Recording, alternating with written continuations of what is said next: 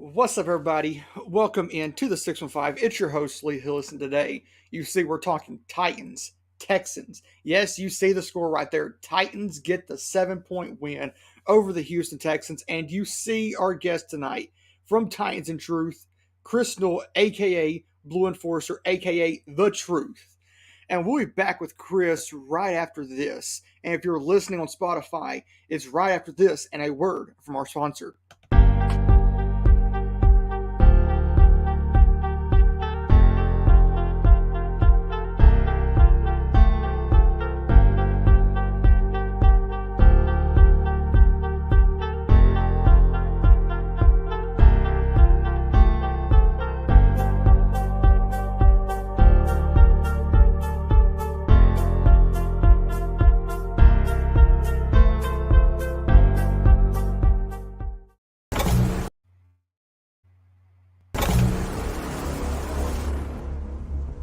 Tennessee Titans season's over. Let's call it what it is.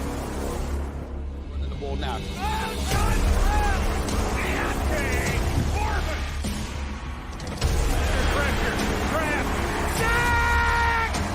Tucker by low and loses the ball. It's Titans ball. And Hill, he's got room. 30, 20, 10, 5, it's zone.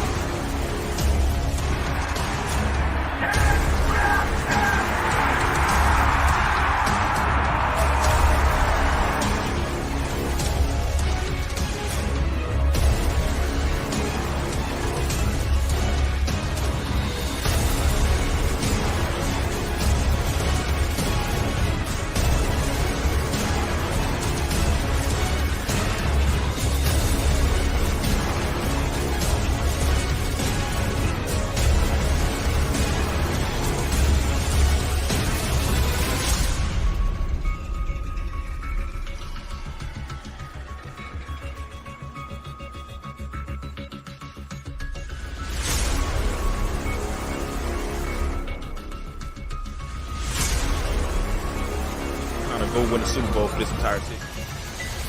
Take a deep breath. Okay, have some fun. These boys do mistakes. You're going to make mistakes. Every one of you is going to make a mistake. Go figure out a way to make it right.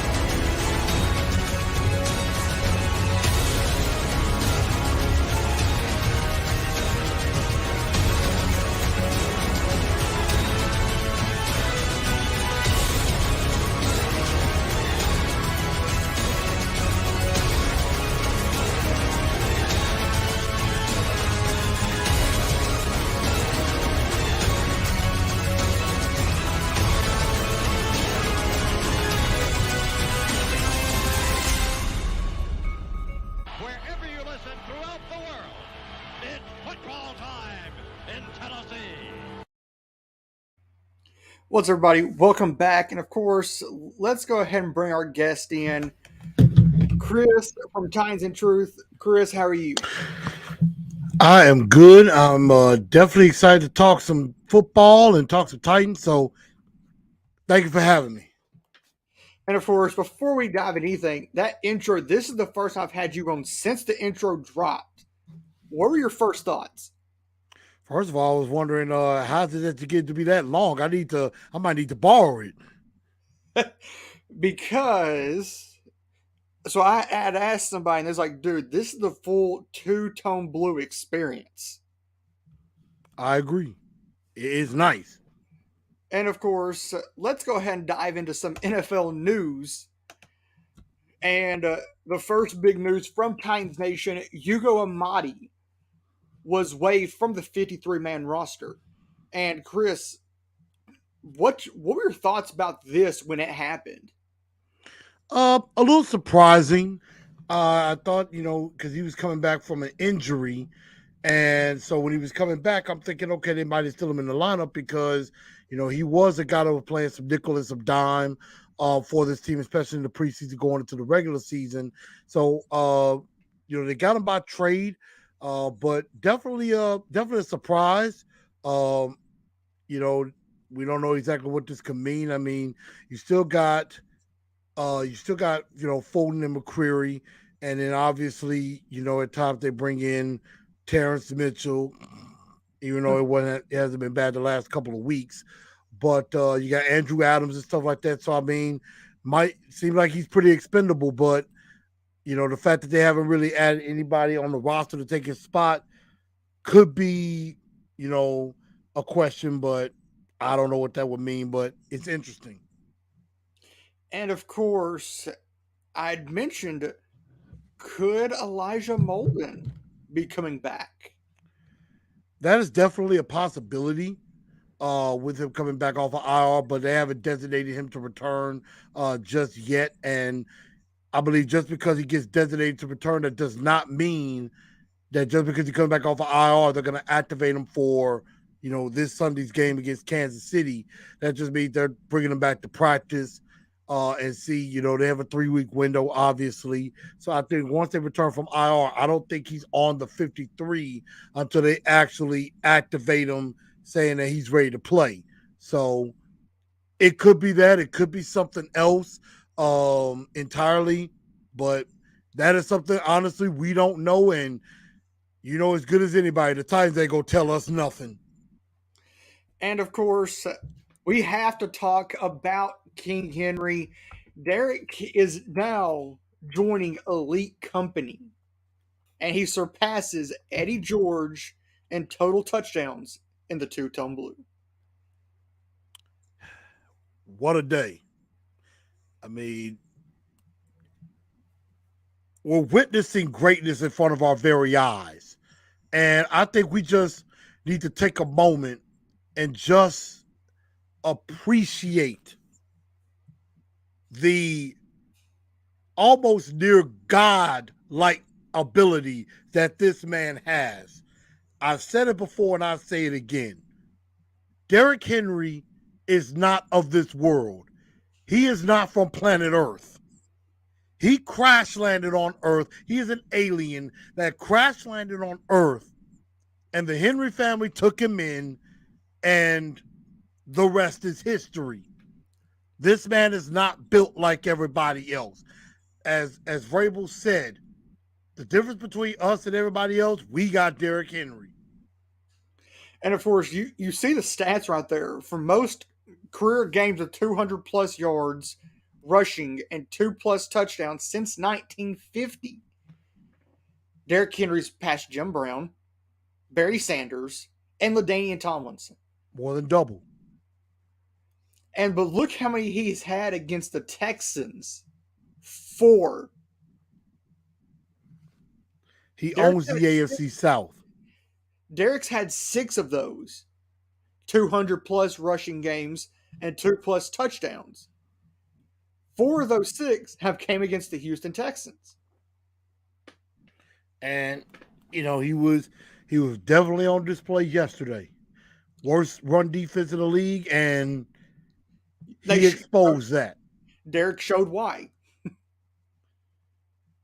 And then, of course, let's head to the last story. The Ravens get Roquan Smith. That'll definitely fix their defense. That'll definitely help their defense. Big time player. The Bears, after, of course, losing to the Cowboys, I think they know they're not going to catch. They may not even be in contention with Green Bay, but they're definitely not going to catch Minnesota. So I guess they just figure, you know what? They're punting on the season. They've already traded Robert Quinn. Now they traded Roquan Smith. The Ravens have a chance to, compete in the North. And so the Bears are like, hey, we're just going to try to, gobble as much picks as we can get. And so before we dive into the analytics of this game, I just have to show this. And Chris, right where we're going. It's something I'm excited about. It's something I know you're excited about. And if you haven't seen it, here it is.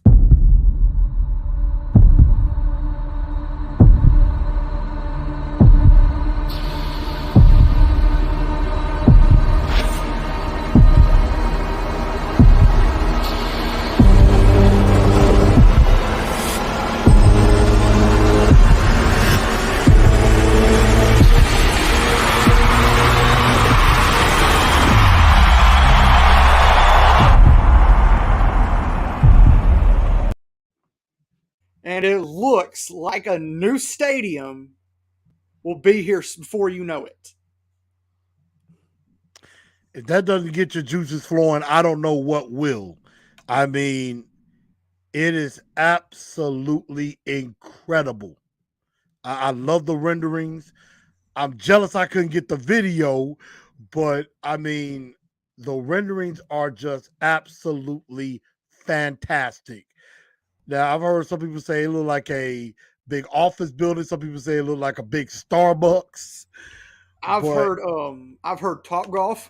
yeah, Top Golf too. I've heard that. um, I've also heard somebody say that it looks like um that it looks like one of the old PlayStations. I thought about that too. I was like, I wonder if it looked like an old PlayStation, or really from the top looked like a big speaker that you would have like for Like tailgating or like a something. wireless speaker that you would have pumping out music. But But it's but it's kind of cool. I like it. when I first started seeing the renderings, I'm like, wait, is this it? And then one person I need to try getting on is Burke Hill, because he can explain more about what's going on than what we know. And of course, there's people that's asking questions like, why are you going to do it if it's going to be less capacity than what you have now? It's too small to host a Super Bowl. I'm like, okay, look at this. Miami hosts a Super Bowl with 62,000. Arizona's fixing to host another Super Bowl with like somewhere between 61 and 63. Yeah, it is possible because what they did, there was some notes that the NFL sent to the Titans about what they would need as far as if they wanted to host a Super Bowl, as far as capacity and things like that. And the Titans are in line with that. They are following the rule. Now, I don't know the exact information of that, but I think Burt Nighill did an interview on some of the radio stations, and he mentioned, he got information from the NFL, about, basically capacity and things like that for the Super Bowl and things like that, and they're going to be in compliance. Basically giving the Titans the thumbs up. Okay. Pretty much. But let's dive into what this show is about. Titans, Texans. And the analytics from this game don't lie. The Titans manhandled on offense in the run game. They manhandled the Houston Texans. They beast handled them. And, of course, I heard you say last night, of course, I agree. Malik Willis is not ready. Not 100% ready. But this was a stepping stone. Yeah, I agree. I think this is because the first game is always the hardest game. Exactly. And for Malik, I just think that the game has to slow down for him. I think it was very fast for him. And we all knew this was going to be a Derrick Henry type game. And it pretty much went from Derrick Henry's standards. It went completely right to form. And somebody sent me a question that I'm going to ask you. And I'm like, because this certain person asked me about Malik Willis. And I'm like, okay, I'm going to have to ask Chris this question tonight also. And it's April Bailey. Her brother, Gary, runs What's Shaking Titans. And she asked me, what do you think of the coach's lack of faith in Willis yesterday? Oh, it was obvious. It was obvious. Anybody, with a keen eye could tell. I mean, I know some in the media will deny that, but you could tell, especially after that after the interception that Malik threw,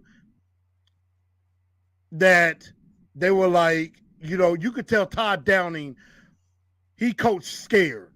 He coached scared and was like, oh God, he made a mistake. You know what? We got to make sure he doesn't make another mistake. We're just going to simplify and vanilla this playbook, be like, just hand off to Derrick Henry the rest of the game. And and And this, and this was my response. I said I think it was more dining than Vrabel, and it has to do with somewhat simplifying the game plan. yeah, and I think that's what they did. I think they They simplified it even more. and They didn't let so him loose. and with a player like Malik, they're doing exactly what Jeff Fisher did to Vince Young. And that may not always be the recipe for success. And so let's go ahead and dive into the Titans the analytical aspect. Of course, Malik Willis, outside of that one interception, this is my opinion. Malik Willis did not have a bad game outside of that interception. That's a good point. I think there were some moments. There were some moments that, it's like, okay, not bad. But there were some other moments that he might have held the ball a little bit too long. Yeah. And there was some times where he missed, open guy too. Definitely the one out to Chig. He shouldn't have overthrew that. That would have been a nice big gainer there. The one that got picked off, he threw it late. And then Cody, first of all, why are you going to Cody Hollister, number one? Number two, The flop. the flop. That was a clear-cut flop. At first, I'm like, okay, did that guy push off Cody Hollister? And then I looked back at it, I'm like, oh, Cody flopped. He flopped his tail off on that one. The question is, where did Cody Hollister go to acting school? I don't know. Probably the same. I don't know if he went to the same school Joe Nedney went to, but Joe Nedney pulled it off. He did not.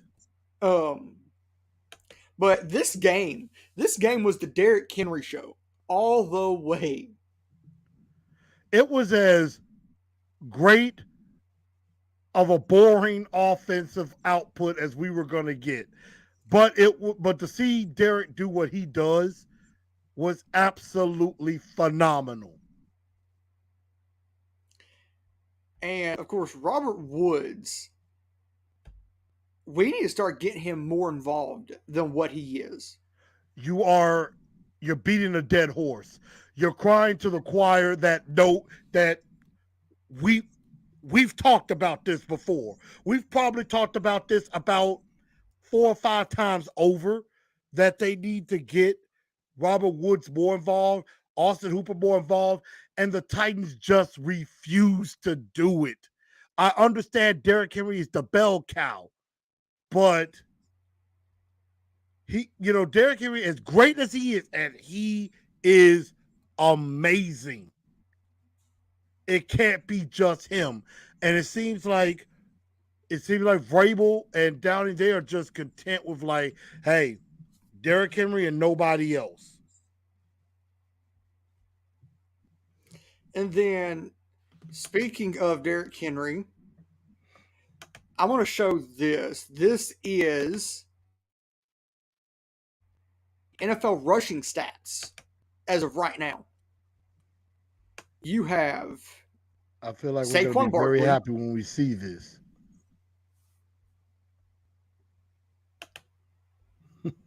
I get it. You've got Saquon Barkley right there at the top. Derrick is 25 yards from passing Saquon Barkley. Oh, he's going to catch a pass him. That's Saquon might as well get ready to move over. And he then should get ready to move over. And even though Nick Chubb plays tonight, and he might end up being the rushing leader, but both of them might as well just get ready to just sit their tail down and bow down to the king. And I made a very, very, very interesting point on the roundtable back in June with Kayla Anderson and Jonathan Hutton. And this was sort of a hot take for me. I said Derrick Henry, the king will reign again, and that he would also pass Eric Dickerson? Ooh. Let's see. We are 6 games. No, we're 7 games in, and he's at 755. So, Eric given, Dickerson. Eric Dickerson, I think, had 2105. yeah, he had 2105. It would be nice to know how much he had after 7 games, but I think at this point, And that was with 14. and now we're 14. Yep. This is 18. So, I mean, right now he is probably on pace for somewhere around 1,600. I saw 1519 is what And that probably will still win a rushing title. that's what they're expecting him to have. I think he's going to pass that. And when of course Jonathan Hutton said if he goes for over 2,000, we're talking about future NFL Hall of Famer Derrick Henry. Oh, I think he's already heading in that direction. He's a Hall of Famer in the making. Yeah, because if you look at it, nobody has had more than one 2,000-yard season. If he has 2, he's got to get in. Even if he doesn't break the record, if he gets to 2,000 again, he's got to go in the Hall, because last year he was on pace to not just break the record. I think he was going to shatter it. I think he was on pace for like 2,300 last year. Yeah, it was at least 2,200. He was going to shatter that record. And then, of course, Derrick, as you said, Derrick's not from this world. He's just different. He's just built differently than everybody else. That's exactly where I was fixing to go. Derrick is built different. He works different. His work ethic is crazy. Other running backs are mere mortals. And then, of course, let's dive back into this. Defensively, there was not much to complain about. Jeff Simmons, 2 tackles and a sack. David Long Jr. had 6 tackles, 2 assisted. Christian Fulton, if you go look at the stats on him yesterday, he was targeted 7 times, allowed 1 catch for -3. Oh, Fulton County Jail was in full effect. If I was going to say, if that's not lockdown corner stats, I don't know what is. I agree.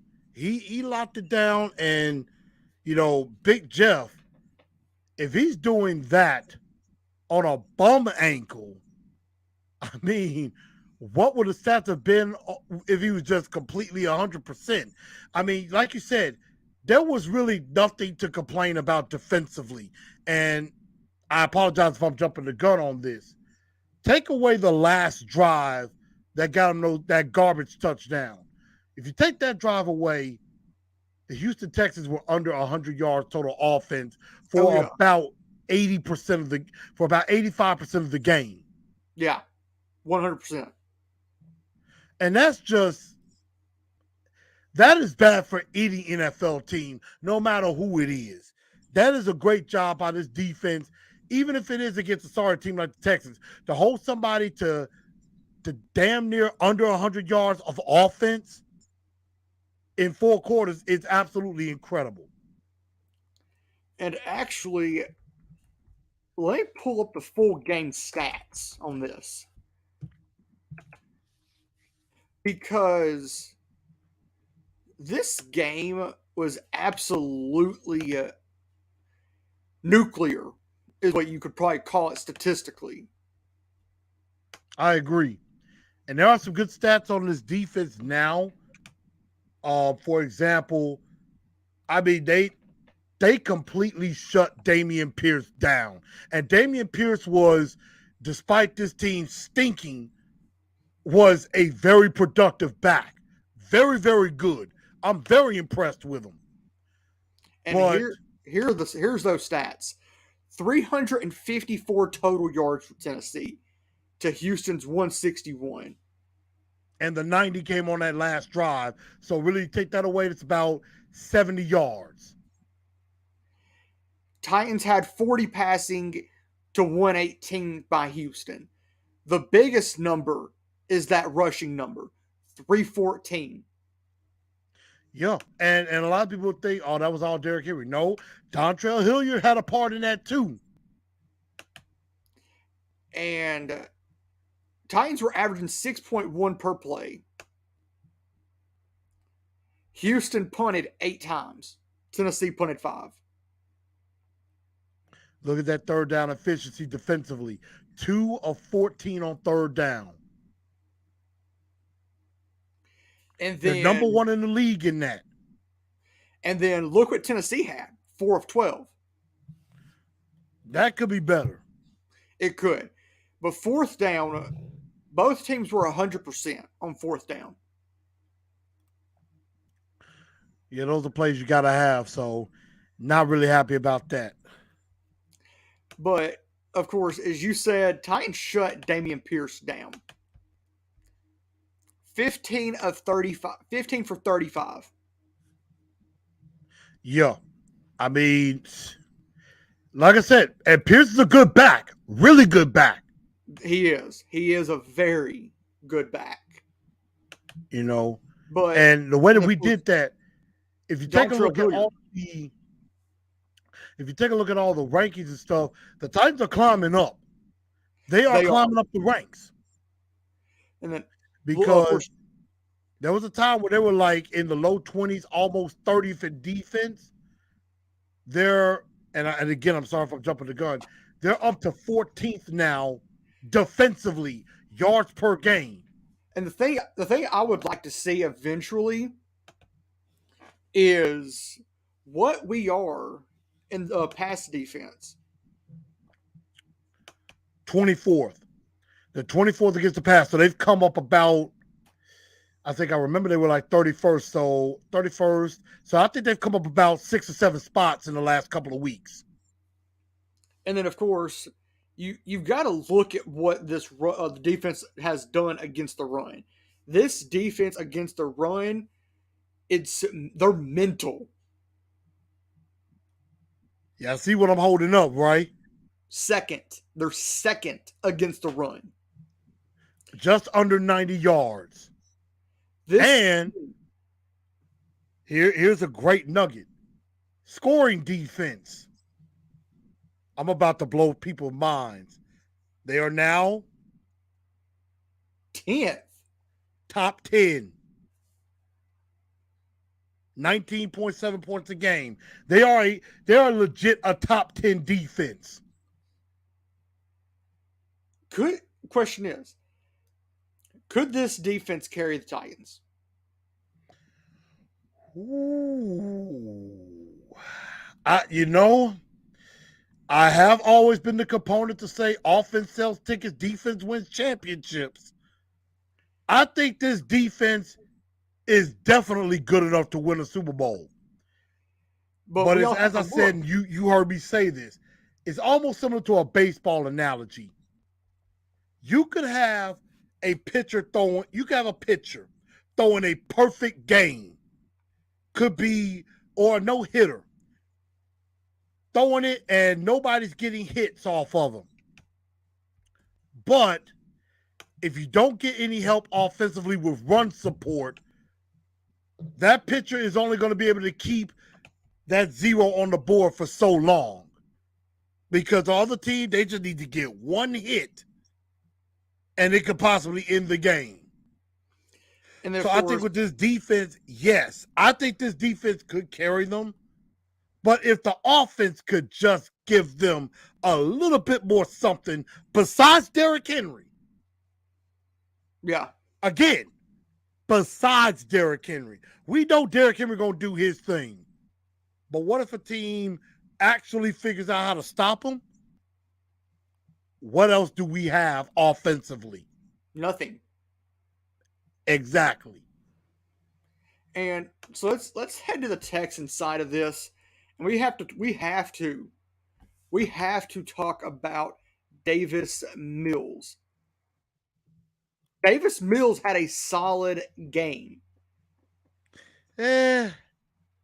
Uninspiring to say the least. I mean, I do think they may have something there with him.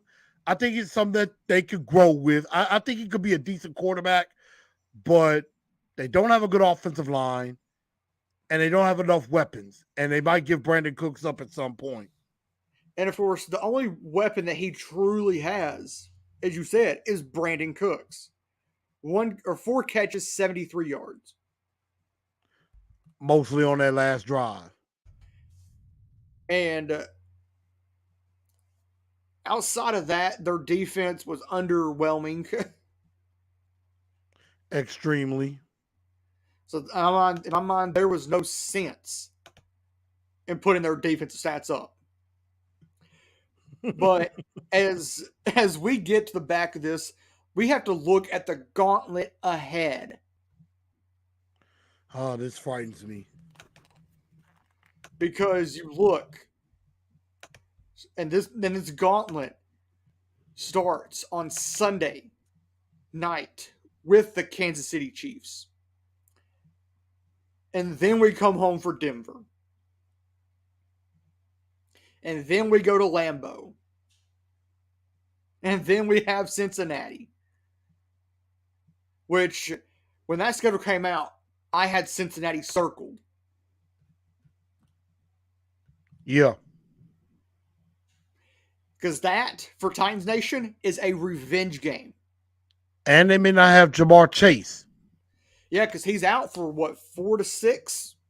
Yeah, now they haven't officially put him on IR yet. Which, by what I'm hearing, Zach Taylor's not going to. That's typical. That doesn't shock me. And then after Cincinnati, we have the A.J. Brown revenge game. Yeah. I mean, here's the thing about this. Derek Mason said it himself on 102.5 The Game. He said it like, now it's about to get real. It's about to get real. And the funny thing is, that A.J. Brown revenge game would be a nice little birthday present for me. Yeah. I mean, and we're gonna go forward. Speaking of AJ Brown, saw this on Twitter, and I'm actually going to try to see if I can retweet this to you. I mean, if you take a look at AJ Brown's stats compared to the Titans, to the rest of the Titans team combined, it is an absolute shame. AJ Brown has 39 catches. Titans wide receivers combined have 51. So he has nearly 70-some% of what the Titans would have. The Titans combined have 658 receiving yards. He has what? Combined. He has 659. So he has more yards than all wide receivers and tight ends combined, and has 5 touchdowns to our 1. And that only one went to Robert Woods against the Colts. And of course, as I said, that would be a nice birthday present because that's on my birthday. It'd be a nice gift. And then after that, we have Jacksonville. Then we go to LA to face the Chargers. Christmas Eve, we have the Houston Texans. December 29th, we are at home on Thursday night against Dallas. And then we end the season for the first time, not in Houston. It's in Jacksonville, which we'll hope by then the AFC South has already been officially locked up. Unofficially, I think we have locked it up. Yeah, because if you look at the standings in the AFC South,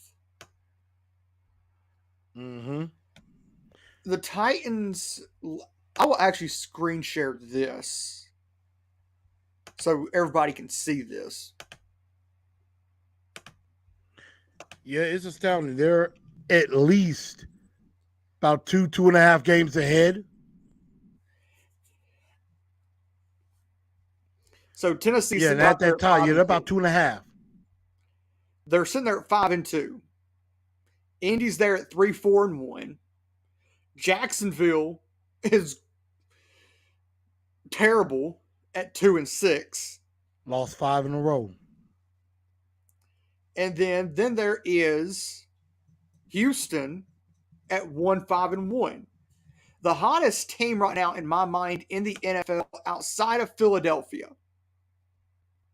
is it has to be Tennessee. Isn't that interesting? We are probably, in a lot of people's eyes, the most boring looking 5-2 team there is. Well, there's also the Vikings on a 5-game winning streak. So they're at 6-1 at the top of the NFC North. Now, let me tell you something about Minnesota. That's a darn good football team over there. Up in the great north. My play auntie is a big Vikings fan. I know she'll be grinning from ear to ear with the Vikings right now. And seeing that my play uncle is a Bears fan, I think that makes him even less happy. So, not shout out to the Smothers household. That's going to be interesting. But of course, I'm going to go ahead and throw your socials up before we get out of here. On Twitter at TNT Blue Enforcer and on Instagram at Titans_in_truth. Definitely appreciate that. And for everybody, if you missed my post game, it is out on YouTube, also on Spotify, Apple Podcasts, Google, and iHeartRadio. So it's just out. And I will be doing a Truth League report. I will have that out later on this evening. Definitely giving my top 5 games from the week and also my top ballers. And I think I'm going to do something that I usually don't do on the Truth League report for one of my ballers, but I think you're going to love it. Well, Chris, thank you for helping this come together at the last minute, pretty much. Oh, no problem there. And one other thing, and I'm going to ask you this question that I think most of us know the answer to. Trade deadline is in about 18 hours. Less than 24. I think it's 4 p.m. Eastern. Yeah, so about 18 hours. Do we or do we not make a trade? I said this, and I'll say it again. And both me and you agree on this. We know J-Rob, or he don't deserve to be called J-Rob, John Robinson and Mike Vrabel. We know them enough that we know that they're okay with where we're at. And that is a problem. That is a major problem. So I will, if they do make a trade, I'll be shocked. Agreed. If they do make a trade, I'll be shocked. And I'm gonna give my top 4 of where I could see Tennessee going. I went and looked at a guy out of Philadelphia. Chris, you know right where I'm going. Mm-hmm. Andre Dillard. Be interesting. I like Andre Dillard. It would definitely help the left tackle problem because Dennis Dudley. And Dud. Man, I wish I had that pulled up. Oh my God. From when I called it Ramon, Kayla, and Will on 104.5 The Zone and basically put Mike Vrabel and Dennis Daly on blast. Yeah. And as you should. As you should. And actually, if I can find this while I have. Yeah, and as you do that, yeah, like you said, you have other targets, but I agree. And we both said it. We all know that John Robinson should make a trade. But Willie, But they won't. So. Like you said, and I've said this before too. I don't think they realize that there's a problem. I don't think they think there is a problem. And they're going to use the excuse of, we're winning, we got Derrick Henry, we won 5 in a row, we don't need to do anything. We're just fine the way we are. And that's fine against the Colts, the Commanders, the Texans. That ain't going to do it with this slate of games we got coming up. With the Chiefs, the Bengals, the Eagles, the Packers, that ain't going to be good enough. And of course, I've got it right here. I'll go ahead and play it while I've got it up, because it kind of cracked me up what Ramon said. Hang on. 615-737. Let's go to Lee on the phone lines before we go to break. 615-737-1045. Good morning, Lee. Good morning. How are y'all? We're good. Good morning. Well, I'm going to mention a name that Ramon mentioned before the last break. Dennis Daly. That's right. Come on with it. I'm going to say this loud enough for Mike Wable to hear. Dennis Daly is not the answer. Mm-hmm. Yep. Mm-hmm. You're risking one of two things. You're risking for your quarterback to be severely injured or even killed with Dennis Daly as your left tackle. Thank you, Lee. Appreciate the call. Felt like Lee had so much more. Well, he dropped off himself. He dropped the mic. He was making a statement right there. Lee, I see ya. He slow walked us. I know, Lee. Let's react to that when we. I thought you had a little bit more left too. I'm like, come on, Lee, give us some more. And the second name that I've had set aside, we need help at receiver. Desperately. I'm calling New England on a guy by the name of Kendrick Bourne. I said this before. That would be so Titans. I'll be very unimpressed with that. But that would be so Titans. But what about adding some more depth in the backfield? Call LA about Cam Akers. No. Or Sony We are Michel. fine where we're at. I like Dontrell Hilliard and Haskins. I see where you're going. But nah.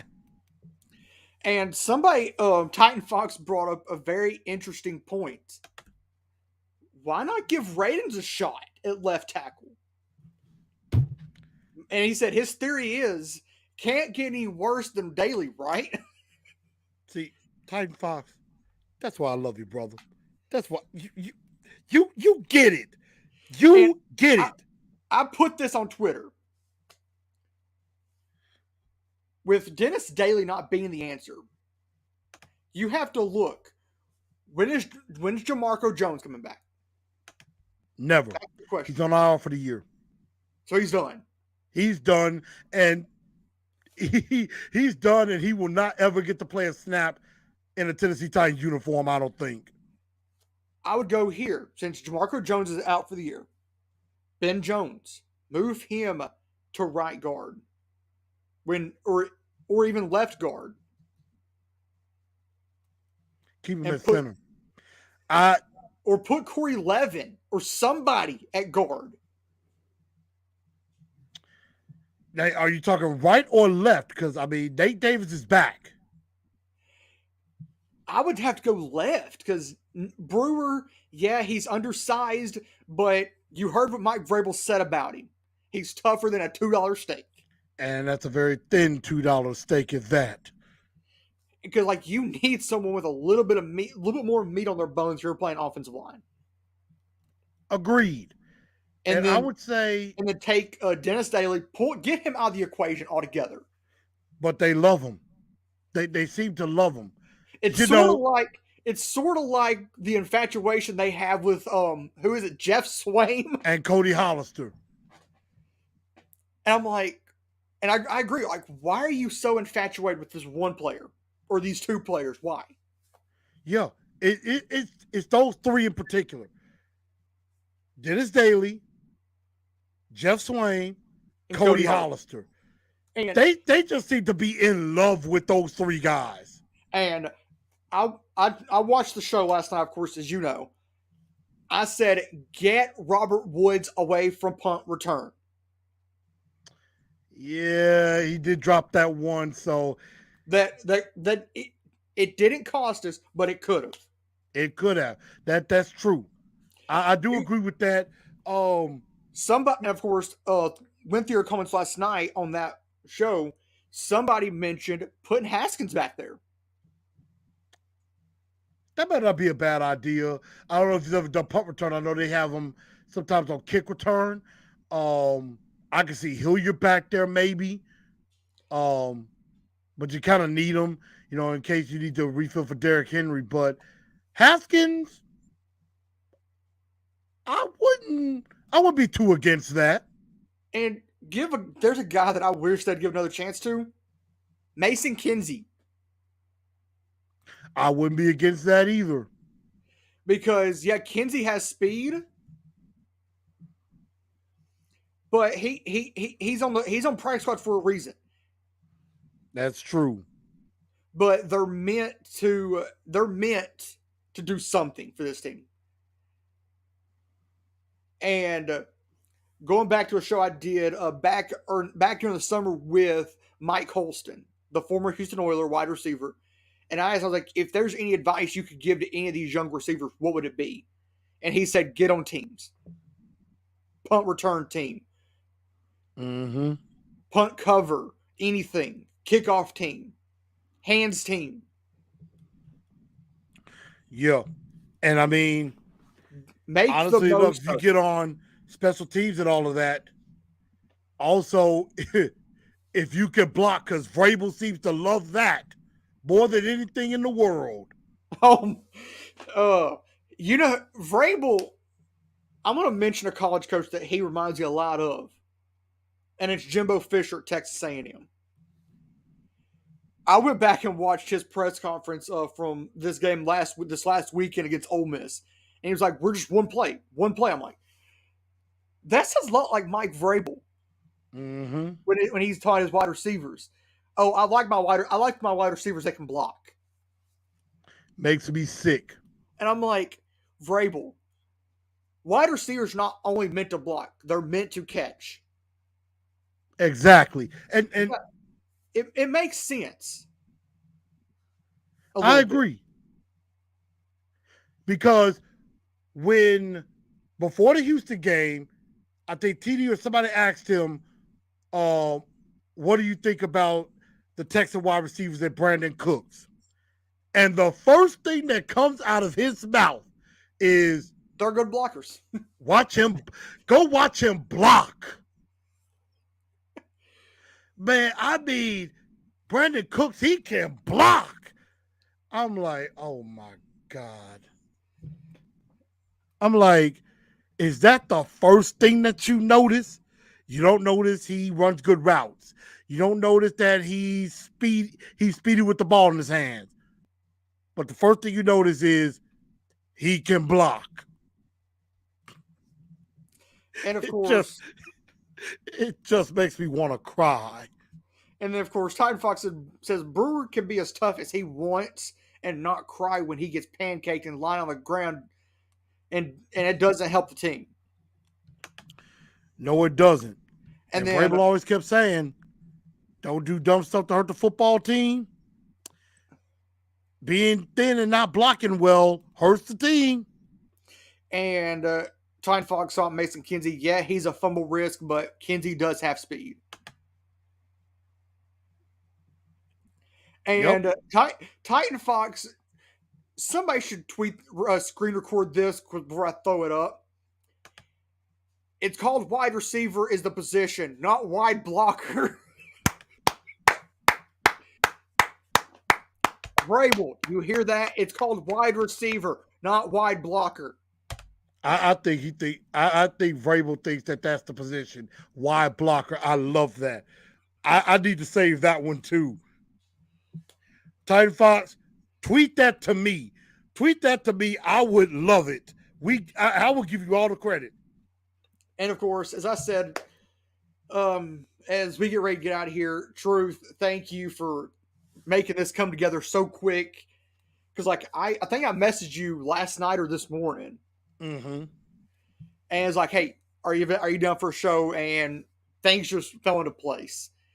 But as I said, thank you for taking time out of your Halloween and doing this. Well, I did my civic duty on Saturday night, which I kind of regret now, but it was definitely fun. If some of y'all have my Facebook, Chris A. Newell, or anything, I'll have to post up my Halloween costume on Instagram or Twitter. Which that was fire. It was fire. Yeah, I had to. It'd be funny if you pulled up my Twitter page and showed everybody.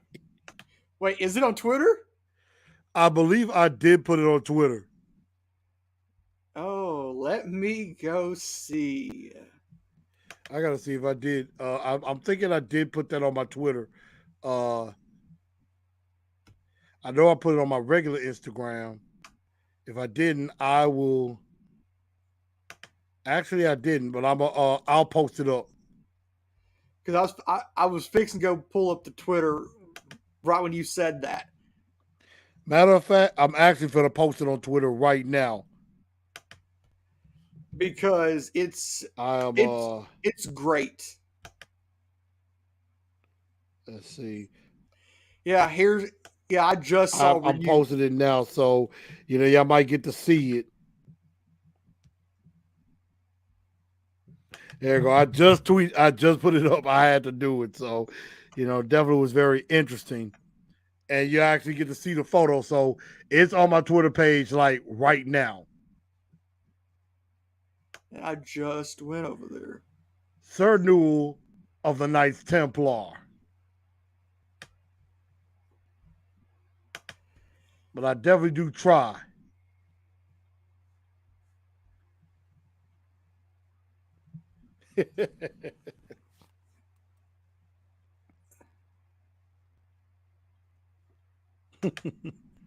But yeah, it's on there.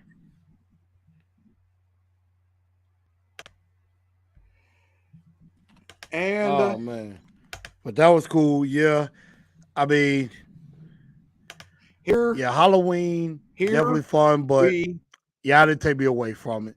It was fun. Yep, that is definitely me. That is definitely me.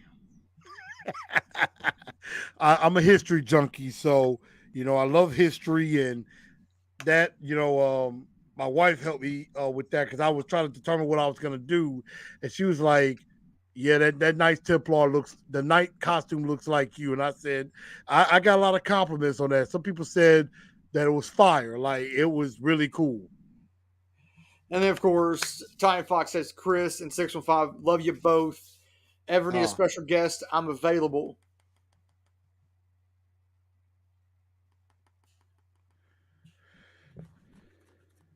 Can you not hear me?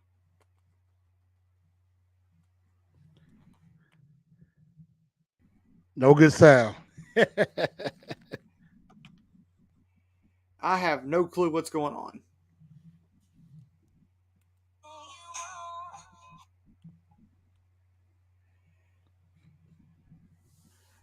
Well, I guess we're going to call it a night. Stay classy and tighten up.